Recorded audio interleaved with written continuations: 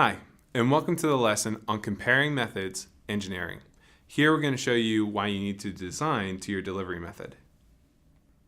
First, let's start with an overview. The first thing that you need to know about engineering and how it applies to the different methods is that the engineering follows the delivery method in terms of its goals. With traditional projects, which are large and focus on things like government or military or construction projects, we oftentimes see coupled or highly integrated designs. These designs are focused on efficiency, cost efficiency. And the reason why we're focusing on efficiency is because they're so large and they move very slowly. It's a very linear development process and oftentimes required third-party testing. With Agile, we have medium-sized projects where the goal is not necessarily efficiency, but speed. As a result, we go for decoupled engineering designs, and the teams are oftentimes projectized. They aren't matrixed in from lots of different departments. As a result, we can develop iteratively and choose which parts of the product we're going to advance in the next release. As a result, we also have continuous integration and testing, and it's the team that can pick and choose whether or not their work is actually meeting the criteria, because the owner's on the team and the testers are on the team. Everyone's on the team. Then with Lean, these are smaller projects. And because they're smaller projects and oftentimes just a problem-solving project, we see a constrained design or maybe an evolutionary design, one that builds on itself as it can. The teams that work on these projects are ad hoc because it's based on a request that's coming in from the customer. The ability to integrate is often incremental, each time building one step at a time because of the fact that the requests are coming in from the customer and the team can't design its own release gate. So as a result, we see integration whenever possible. And it's only the customer who can say whether or not it's done, because the customer has to be satisfied first. So here we have very different styles of engineering, very different styles of testing, and we're going to talk about each one in the next couple slides. First, let's talk about traditional engineering. With traditional engineering, what we're focused on is cost efficiency. As a result, if you have an application that has, say, multiple features within it, you're going to end up designing it in order to be supported by services. But to be efficient, you're going to make sure that those services have heavy amounts of reuse. This is the way that you're going to achieve cost efficiency at scale. Of course, because of the fact that this tightly coupled design means that every feature relies on the same services, any small change in those services or any small change in the design will result in big costs. But if you can keep the changes to a minimum or zero, you'll end up with lower costs overall. What we then see is that the projects are pulled together from different departments. So you're going to have an owner who's going to be hiring multiple contractors or multiple team members from different departments. And they're going to be matrixed in to different parts of the development cycle. This means large handoffs, this means lots of documentation, and oftentimes a lot of confusion.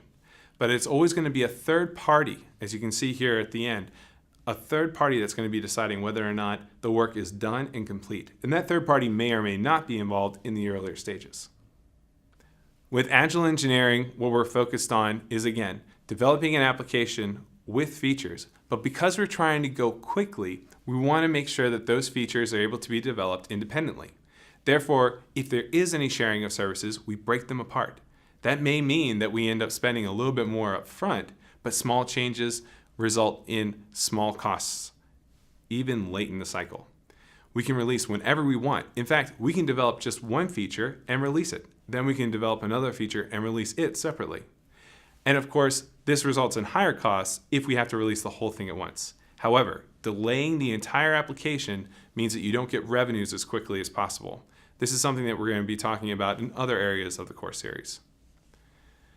So again, if we think about our organization where we have three different types of departments or contractors, one may be from requirements, one may be from development, one may be from testing. In Agile, they're all on the team. The product owner's on the team, and that's the owner. You've got the requirements person on the team, you've got the development person and the tester. Everyone's on the team. And that's a central tenet of Agile.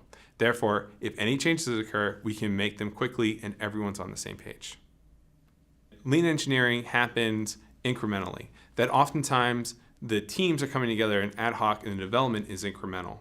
So if we have an application and we decide that we're going to build one feature at a time, we may end up with a very complex design because we want to do as little work as possible at each stage.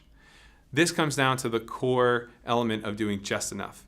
If I do just enough in terms of building feature 2 after feature 1, that means that I may just extend an existing service. So as you can see in the diagram, we may have feature 1 connects to 2 services cleanly, but feature 2 requires one of the services to be extended. And then feature 3, again, reuse and extended, and then adding on even extensions to the extensions. These types of evolutionary designs can oftentimes be very efficient when you're just incrementally building one after a time. This oftentimes allows you to release as demanded, but results in a very complex product. If we think about the team and how they're assigned to the work, again, this work is going to end up being very ad hoc. So if we have our value stream of development, you'll see that the owner may be involved up front along with your requirements group in order to define the work. But then the requirements group and the development group are going to get together to prioritize it. The requirements and the testers may analyze what the result needs to be, and then finally the solution will come through with the testers and the developers. There's no group that's always there on the team. Each one gets involved at their part of the value stream in order to minimize the amount of work done. So in this case, everyone's on the team some of the time. It's just a little bit different and always done with an idea of efficiency and incremental design in mind. So now that we've just talked about the 3 different types of engineering, you should know that these methods are changing. And in fact, everyone is converging on Agile. The fact that IT is taking over every project means that we're able to do things like building information modeling to make construction a little bit more iterative and a little bit more agile. We're also seeing modular acquisitions in the government. We're seeing online legal products, which typically before were a request service. Now it's a product ready for you to buy it and use it when you need it, as well as everything as a service. These new service-oriented models effectively turn what used to be lean into agile. And the ability to build in modules or to model out what you're going to build in the future allows you to iterate in early stages of a traditional project. This means you're becoming agile. A great example of this is actually in the Enuma planning system, where they are building information models in order to provide a dynamic approach to planning. The example that's shown here is one for the Coast Guard, where the Coast Guard was looking for a way to dynamically plan out their sites and potential locations to put new bases and new facilities. The boats or the cutters were driving the demand for the facilities. More boats means more people, and more people means more buildings and more functions. So in order to make this dynamic, they were able to put all this into Google Earth and provide a simulation of putting a base in any location. As the boats were being realigned, the facilities could be replanned. This basically made for the entire system to be dynamic, even down to the nuts and bolts. It's a fantastic system allowing for rapid planning and changing and with architectural level detail. And this isn't new. In fact, the Enuma planning system has been in place since 2008. If you want to learn more, go to the link that we're providing you here on the course. You're going to be able to see how this kind of system enables even construction projects to become extremely agile in their designs, get everyone in the room and agreeing on a new engineering approach. In summary, we want to understand that traditional projects have highly coupled designs focused on reuse and efficiency, but oftentimes that means any changes are going to cost a lot of money later in the project. As a result, engineering is very linear and not iterative. So there isn't a lot to learn. You better know what you're doing. When it comes to Agile, we like decoupled designs. That means we can release parts of the product even when only a little bit of the feature is done, or 2 of the features are done. This allows for us to also iterate on features in case we need to make any changes quickly. And our teams are projectized. We always focus our team effort and the people on it on one project at a time. And finally, when it comes to lean, everything is much more ad hoc.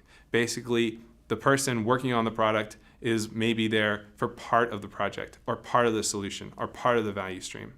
And as a result, all of the architectures are emergent or evolutionary. And that results in a lot of reuse, but at the same time, it's efficient for responding to customer demands if you can't predict them. So Hopefully this has taught you a lot about how engineering changes based upon your delivery method, and you'll be able to figure out which one works best for you in your workplace. Thanks a lot, and we'll see you next time.